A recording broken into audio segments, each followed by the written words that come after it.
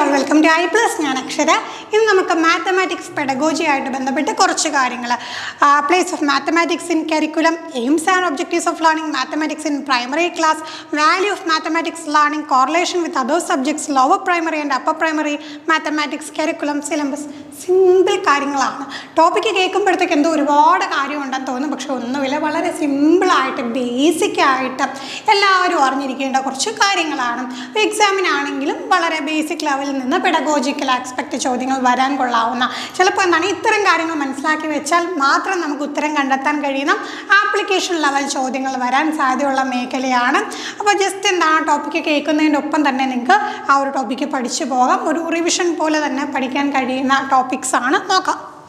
Place of മാത്തമാറ്റിക്സിൻ്റെ curriculum. എന്താണ് നമ്മുടെ കരിക്കുലത്തിൽ മാത്തമാറ്റിക്സിൻ്റെ സ്ഥാനം? ചെറിയ ക്ലാസ്സുകൾ മുതലേ മാത്തമാറ്റിക്സ് ഒരു വിഷയമായിട്ട്, ഗണിതശാസ്ത്രം ഒരു വിഷയമായിട്ട് നമ്മൾ പഠിക്കുന്നുണ്ട്. അപ്പോൾ അത്രയധികം ഒരു സ്ഥാനം മാത്തമാറ്റിക്സിനുണ്ട് എന്ന് മനസ്സിലാക്കുക.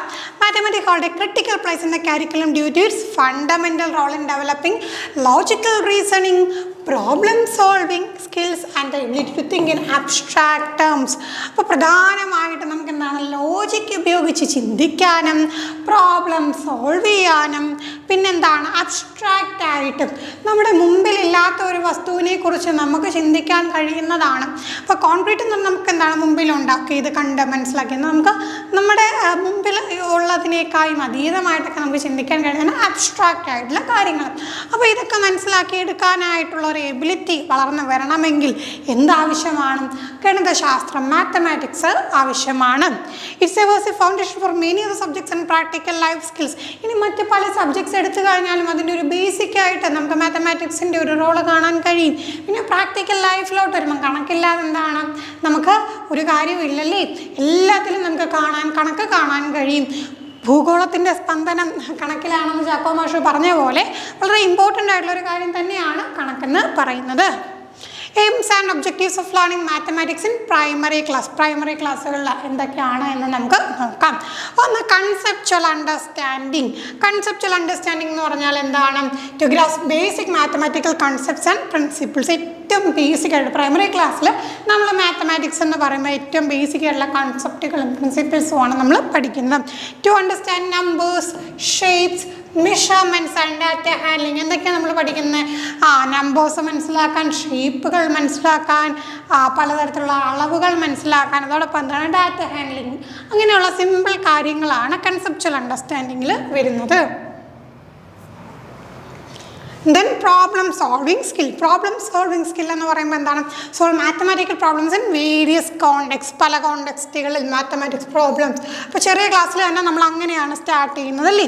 എങ്ങനെയാണ്? ഇപ്പോൾ ഒരാളുടെ കയ്യിൽ 10 മിഠായി ഉണ്ട്, 2 പേർക്ക് തുല്യമായിട്ട് വീതിച്ച് കൊടുക്കണം. അങ്ങനെയാണെങ്കിൽ 2 പേർക്കും കിട്ടിയ മിഠായിയുടെ എണ്ണം എത്ര? അങ്ങനെയൊക്കെയുള്ള ചെറിയ ചെറിയ കണക്കിനല്ലേ നമ്മൾ തുടങ്ങുന്നത്. അപ്പം മാത്തമാറ്റിക്കൽ പ്രോബ്ലംസ് പല കോണ്ടെക്സ്റ്റിലും എന്താണ് സോൾവ് ചെയ്തുകൊണ്ട് തുടങ്ങുന്നു. അങ്ങനെ പതുക്കെ പതുക്കെ എന്താണ് കുട്ടികളിൽ ലോജിക്കലായിട്ട് ചിന്തിക്കാനും റീസണിങ്ങും ഒക്കെ എൻകറേജ് ചെയ്യാൻ സാധിക്കുന്ന ഒരു വിഷയമാണ് മാത്തമാറ്റിക്സ് എന്ന് പറയുന്നത്. ദെൻ ആപ്ലിക്കേഷൻ ഓഫ് മാത്തമാറ്റിക്സ് നോക്കിക്കഴിഞ്ഞാലും to apply mathematics knowledge to every day situation അല്ലേ. നമുക്ക് യഥാർത്ഥ ദൈനംദിന ജീവിതത്തിൽ നമ്മളിപ്പോൾ ഒരു കടയിൽ പോയി സാധനം വാങ്ങും, നമുക്ക് കണക്കറിഞ്ഞല്ലേ പറ്റുള്ളൂ. To recognise relevance of mathematics in other subjects and real life scenarios. മറ്റ് വിഷയങ്ങൾ എടുക്കുമ്പോൾ ഇപ്പോൾ നമ്മൾ എക്കണോമിക്സ്, ജോഗ്രഫി ഒക്കെ നോക്കിക്കഴിഞ്ഞാൽ നമുക്ക് എന്താണ് ഈ കണക്കിൻ്റെ പരിപാടി അവിടെ കാണാൻ കഴിയും അല്ലേ. പിന്നെ നമ്മുടെ റിയൽ ലൈഫ് സിനാരിയോ, യഥാർത്ഥ ജീവിത സാഹചര്യങ്ങളിലോട്ട് ഇറങ്ങി ചെല്ലുമ്പോൾ കണക്കിന് എത്രമാത്രം റെലവൻസ് ഉണ്ടെന്ന് നമുക്ക് മനസ്സിലാക്കാൻ കഴിയും. അതാണ് ഈ കണക്ക് പഠിക്കുന്നതിൻ്റെ ഒരു ആപ്ലിക്കേഷൻ എന്ന് പറയുന്നത്. ഇനി പോസിറ്റീവ് ആറ്റിറ്റ്യൂഡ് വളർത്തിയെടുക്കുന്ന കണക്കിനോട് പോസിറ്റീവ് ആറ്റിറ്റ്യൂഡ്, അതോടൊപ്പം എന്താണ് മാത്തമാറ്റിക്കൽ ടാസ്കുകൾ ഹാൻഡിൽ ചെയ്യുന്നതിൽ എന്താണ് ഒരു വൈദഗ്ധ്യം, അതോടൊപ്പം തന്നെ കോൺഫിഡൻസ് ഒക്കെ വളർത്തിയെടുക്കാനും. ഇനി critical thinking to enhance analytical and critical thinking abilities. Analytical and ക്രിട്ടിക്കലായിട്ട് എന്ത് ചെയ്യണം?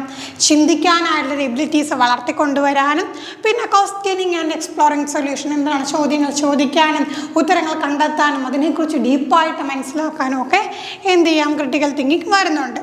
ഇനി വാല്യൂസ് ഓഫ് മാത്തമാറ്റിക്സിലാണ് പ്രധാനമുള്ള വാല്യൂസ് എന്തൊക്കെയാണെന്ന് നോക്കാം. ഒന്ന് ഇൻ്റലക്ച്വൽ വാല്യൂ. ഇൻ്റലക്ച്വൽ വാല്യൂ എന്താണ്? Enhance logical reasoning and critical thinking, develop the ability to analyse and interpret data. അപ്പോൾ എന്താണ്? നമുക്ക് ലോജിക്കലി കാര്യങ്ങൾ ചിന്തിക്കാനും റീസണിങ് കണ്ടെത്താനും പിന്നെന്താണ് ക്രിട്ടിക്കലായിട്ട് ചിന്തിക്കാനൊക്കെ ഉള്ള ഒരു കഴിവ് നമുക്ക് വളർന്നു വരുന്നത് ഈ ഒരു മാത്തമാറ്റിക്സ് പഠിക്കുന്നതിലൂടെയാണ്. It is the ability to analyse and interpret data. നമ്മുടെ മുമ്പിൽ കിട്ടുന്ന എന്തൊരു ഡാറ്റ ആവട്ടെ അതിനെ അനലൈസ് ചെയ്യാനും ഇൻ്റർപ്രറ്റ് ചെയ്യാനും കഴിയുന്നത് മാത്തമാറ്റിക്സ് പഠിക്കുന്നതിലൂടെ കിട്ടുന്ന ഒരു വാല്യൂ ആണ്. Then practical value essential for daily life activities അല്ലേ. നമ്മളിപ്പം വീട്ടിൽ ബഡ്ജറ്റ് തയ്യാറാക്കുന്നു, ഷോപ്പിങ്ങിന് പോകുന്നു, നമ്മൾ കുക്ക് ചെയ്യുന്നു, ഒറ്റപ്പോലും എന്താണ് എല്ലാത്തിലും കണക്കുകളുണ്ടല്ലോ. നല്ലൊരു കറി വെക്കണം, നല്ലൊരു അവിയൽ വെക്കണം, അവിടെ എന്താണ് കൃത്യമായിട്ടൊരു കണക്കില്ലേ. നമുക്ക് തോന്നിയാൽ വണ്ണം എന്തെങ്കിലുമൊക്കെ വാരി ഇട്ടാൽ മതിയോ? അല്ല, അവിടെ ഒരു കണക്കുണ്ട്. ഇത്ര എന്താണ് ഓരോ പച്ചക്കറിയും ഇത്ര വേണം, ഇത്ര തേങ്ങ വേണം, ഇത്രയ്ക്ക് ഉപ്പ് വേണം അല്ലേ. സിമ്പിളായിട്ട് നമ്മൾ പറഞ്ഞ ഉപ്പ് പോലും ഒരു പൊടിക്ക് എന്താണ് ഉപ്പ് കുറച്ച് കൂടിപ്പോയി കഴിഞ്ഞാൽ അല്ലെങ്കിൽ ഉപ്പ് കുറഞ്ഞു പോയി കഴിഞ്ഞാൽ ആ ഒരു വിഭവത്തിൻ്റെ ആ ഒരു തനതായ രുചി നഷ്ടപ്പെടും. അപ്പോൾ അവിടെയും എന്താണ് കണക്ക് തന്നെയാണല്ലേ. അപ്പോൾ എന്തോരം കണക്കുകളാണ് നമ്മളറിയാതെ നമ്മളതിലൂടെയാണ് കടന്നു പോകുന്നത് അല്ലേ. പിന്നെ എന്താണ് important for various professions and academic disciplines. ഇനി കണക്കുകൾ കൊണ്ടുള്ള പ്രൊഫഷൻസ് ഉണ്ടല്ലേ. അപ്പോൾ കണക്കിന് എത്രയധികം പ്രാധാന്യമുള്ള പ്രൊഫഷൻസ് പിന്നെ അക്കാദമിക് ഡിസിപ്ലിൻസ് ഉണ്ട്. അപ്പോൾ അവിടെയൊക്കെ എന്താണ് കണക്കിൻ്റെ പ്രാക്ടിക്കൽ വാല്യൂ നമുക്ക് കാണാൻ കഴിയും.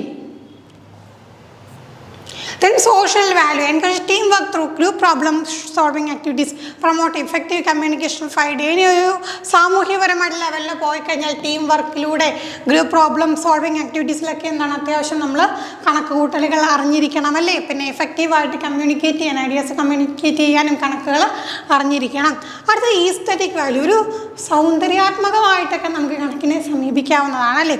Appreciation of pattern, symmetry, structure in nature and art. നമ്മൾ കണ്ടിട്ടുണ്ടല്ലേ പല സ്ട്രക്ചേഴ്സ് ആൻഡ് ആർട്ടൊക്കെ എന്താണ് ഈ ഒരു കണക്കിൻ്റെ ഒരു സിമെട്രി വെച്ചിട്ട് നമ്മൾ താജ്മഹൽ എടുക്കുന്നു. താജ്മഹൽ എടുത്തു കഴിഞ്ഞാൽ നമുക്ക് എന്താണ് ആ ഒരു ബയലാട്രൽ സിമെട്രി കാണാൻ കഴിയും. അപ്പോൾ ഇടത് ഭാഗവും വലത് ഭാഗവും എന്താണ് ഒരുപോലെ ഇരിക്കും. നമ്മുടെ മനുഷ്യ ശരീരം നോക്കാം ഒരേപോലെയാണല്ലേ.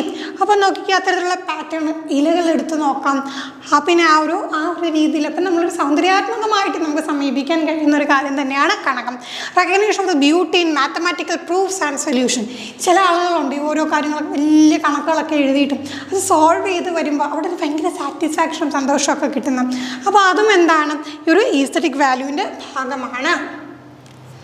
ഇനി കോറിലേഷൻ വിത്ത് അതർ സബ്ജക്ട്സ്. നമ്മൾ ബേസിക് ആയിട്ട് അറിഞ്ഞിരിക്കേണ്ട കാര്യങ്ങൾ മറ്റ് സബ്ജക്ട്സുമായിട്ട് എന്ത് ബന്ധമാണ് കണക്കിനുള്ളത് നമ്മളത് പറഞ്ഞു.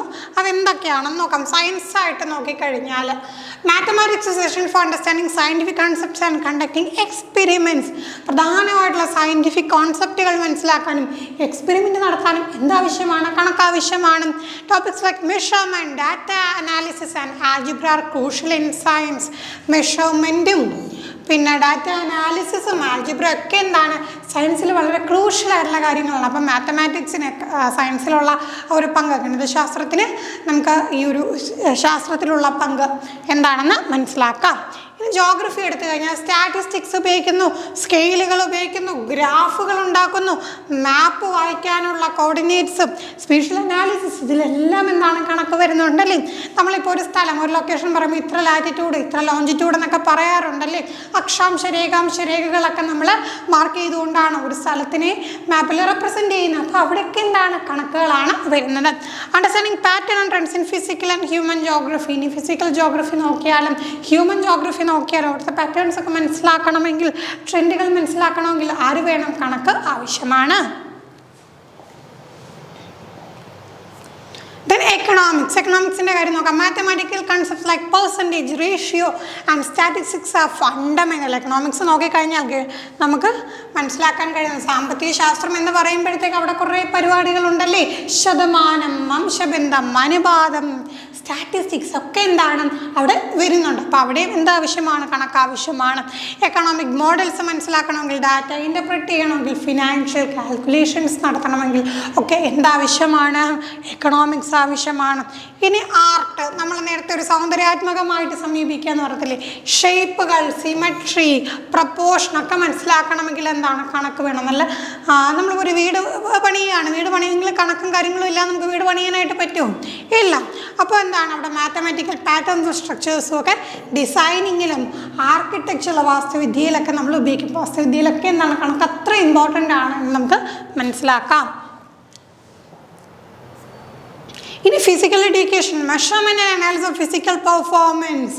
അപ്പോൾ നമ്മൾ പറഞ്ഞു ഇപ്പോൾ ഒളിമ്പിക്സിൽ അപ്പോൾ ഇത്ര മിനിറ്റ് കൊണ്ടാണ് ഉസൈൻ ബോൾട്ട് ഓടിയെത്തിയത്, ഇത്ര ഉയരത്തിലാണ് ഈ ഒരു പെർട്ടിക്കുലർ രാജ്യത്തെ പ്രതിനിധീകരിച്ച വ്യക്തി ചാടിയത് എന്നൊക്കെ നമ്മൾ പറഞ്ഞിട്ടുണ്ട്. അവിടെ എല്ലാം എന്താണ് കണക്കുകൾ വന്നില്ലേ.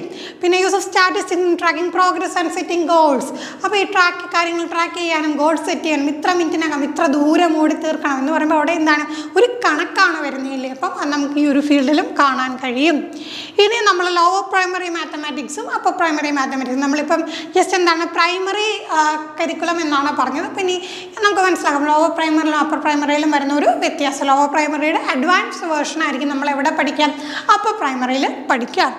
ലോവർ പ്രൈമറിയിലെ ഫോക്കസ് എവിടെ ആയിരിക്കും, number, basic number concept, simple mathematics എന്തൊക്കെ കാണും, അഡീഷനും സബ്ട്രാക്ഷനും ആയിരിക്കും നമ്മളെപ്പോൾ പഠിക്കുക, ചെറിയ ക്ലാസ്സിൽ. അതായത് LP ക്ലാസ് റൂമിലാണെങ്കിൽ നമ്മൾ എന്ത് പഠിക്കും, ഇത്തരത്തിൽ ബേസിക് ആയിട്ടുള്ള അഡീഷൻ സബ്ട്രാക്ഷൻ പോലെയുള്ള കാര്യങ്ങൾ പഠിക്കും. അതോടൊപ്പം തന്നെ എന്താണ് ഷേപ്പുകൾ, ഓരോ ഷേപ്പുകൾ, ഇപ്പോൾ ട്രയാങ്കിൾ, റെക്റ്റാങ്കിൾ, സർക്കിൾ, ഓവൽ, അതൊക്കെ എപ്പോഴാണ് ചെറിയ ക്ലാസ്സിൽ ലോവർ ക്ലാസ്സിൽ പഠിക്കും. ബേസിക് ആയിട്ടുള്ള മെഷർമെൻറ്റ് പാറ്റേൺ ഒക്കെ പഠിക്കും. ഇനി എന്തൊക്കെ മെത്തേഡാണ്, മാനിപ്പുലേറ്റീവ്സ് ഉപയോഗിക്കും, വിഷ്വൽ എയ്ഡ്സ് ഉപയോഗിക്കും, ഇൻട്രാക്റ്റീവ് ആക്ടിവിറ്റീസ് കൊടുക്കും. ഇതൊക്കെ എന്തിനാണ്, വളരെ ഫൗണ്ടേഷണൽ ആയിട്ടുള്ള അണ്ടർസ്റ്റാൻഡിങ്ങിൽ ഒരു ബേസ് നമ്മൾ സൃഷ്ടിക്കുവാണ്. അപ്പോൾ അത്രയധികം എന്താണ് നല്ല രീതിയിൽ ഇൻട്രാക്റ്റീവ് ആയിട്ടൊക്കെ ആയിരിക്കും നമ്മളവിടെ മാത്സ് പഠിപ്പിക്കാം. ഇനി ഒബ്ജക്റ്റീവ്സ് നോക്കിക്കഴിഞ്ഞാൽ എന്തിനാണ് ഈ ലോവർ പ്രൈമറി ക്ലാസ്സുകളിൽ നമ്മൾ മാത്തമാറ്റിക്സ് പഠിപ്പിക്കുന്നത്, ന്യൂമറസി സ്കില്ലുകൾ വർദ്ധിക്കണം. അപ്പോൾ അവർക്ക് എന്താ നമ്പേഴ്സ് യൂസ് ചെയ്യാനുള്ള സ്കില്ല് വർദ്ധിക്കണം. ബേസിക് ജോമെട്രിക് ഷേപ്പിനെ അവർ മനസ്സിലാക്കണം. സിമ്പിൾ പാറ്റേണുകൾ കണ്ടാൽ മനസ്സിലാക്കണം. ഇതൊക്കെയാണ് അതിൻ്റെ ഒബ്ജക്റ്റീവ്സ് എന്ന് പറയുന്നത്. നെക്സ്റ്റ് അപ്പർ പ്രൈമറി വരുമ്പോഴത്തേക്ക് ഫോക്കസ് എങ്ങനെയാണ്, കുറച്ചുകൂടെ അഡ്വാൻസ്ഡ് അരിത്തമെറ്റിക്കായി എന്തൊക്കെ വന്നു, മൾട്ടിപ്ലിക്കേഷനും ഡിവിഷനും കൂടെ വന്നു. ലോവർ പ്രൈമറിയിൽ നമ്മൾ എന്ത് ചെയ്യുന്നു, അഡീഷനും സബ്ട്രാക്ഷനും പഠിക്കുന്നു. ഇനി അപ്പർ പ്രൈമറിയിൽ എത്തുമ്പോൾ നമ്മൾ അതിൻ്റെ അഡ്വാൻസ് വേർഷൻ ആയിട്ടുള്ള മൾട്ടിപ്ലിക്കേഷനും ഡിവിഷനും. അപ്പം നല്ല രീതിയിൽ ലോവർ പ്രൈമറിയിൽ കണക്ക് കൂട്ടാനും കുറയ്ക്കാനും അറിയാവുന്നവർക്ക് മാത്രമേ എന്താണ് അപ്പർ പ്രൈമറിയിൽ എത്തുമ്പം ഗുണിക്കാനും ഹരിക്കാനും സാധിക്കുകയുള്ളൂ. Introduction to fractions and decimals.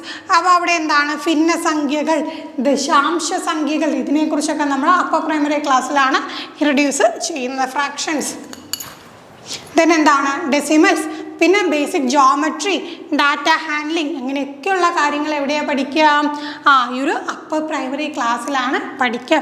Then methods നോക്കാം, പ്രോബ്ലം സോൾവിങ്, ടാസ്ക്. അപ്പോഴത്തേക്ക് എന്താണ് ടാസ്കുകളൊക്കെ വരും, ആപ്ലിക്കേഷൻ ബേസ്ഡ് ലേണിംഗ് വരും. അപ്പോൾ എന്താണ് ഈ വേർഡ് പ്രോബ്ലംസ് ഒക്കെ ചെയ്യാറില്ല, അതൊക്കെ അപ്പർ പ്രൈമറിയിൽ എത്തുമ്പോഴത്തേക്കാണ്. And projects to enhance conceptual understanding, ആ കൺസെപ്റ്റ് നല്ല രീതിയിൽ മനസ്സിലാക്കാനത്തക്കം എന്താണ് പ്രോജക്റ്റുകളൊക്കെ ഇൻട്രൊഡ്യൂസ് ചെയ്യും. ഇനി ഒബ്ജക്റ്റീവ്സ് നോക്കിക്കഴിഞ്ഞാൽ നമ്മൾ അപ്പർ പ്രൈമറി ക്ലാസ് റൂമുകൾ എന്തിനാണ് ഈ ഒരു മാത്സ് പഠിപ്പിക്കുന്നത് എന്നുള്ള ഒബ്ജക്റ്റീവ്സ് നോക്കുക. ഒബ്ജക്റ്റീവ്സ് എന്താണെന്ന് നിങ്ങൾക്കറിയാം, എന്താണ് ഇമ്മീഡിയറ്റ് ഗോൾസ് ആണ്. പഠിപ്പിച്ച് കഴിയുമ്പോൾ തന്നെ എന്ത് ചെയ്യണം, ആ ഒരു ഐഡിയ കുട്ടിയിലേക്ക് എത്തണം. സ്ട്രെങ്തനിങ് അരിത്തമെറ്റിക് സ്കിൽസ്, കണക്ക് കൂട്ടാനും കുറയ്ക്കാനും ഗുണിക്കാനും ഹരിക്കാനും ഒക്കെയുള്ള ഒരു സ്കില്ല് എന്ത് ചെയ്യണം, സ്ട്രെങ്തൻ ചെയ്തെടുക്കണം.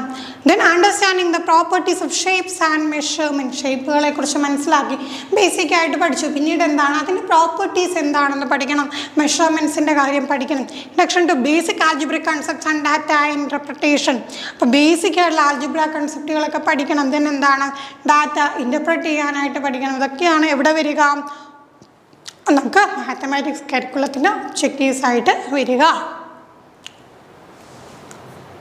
ദെൻ നമുക്ക് കരിക്കുലം നോക്കാം. കരിക്കുലം എങ്ങനെയായിരിക്കും, കരിക്കുലത്തിൻ്റെ ഒരു സ്ട്രക്ചർ നോക്കിക്കഴിഞ്ഞാൽ the curriculum outline the overall education goals and framework for teaching mathematics.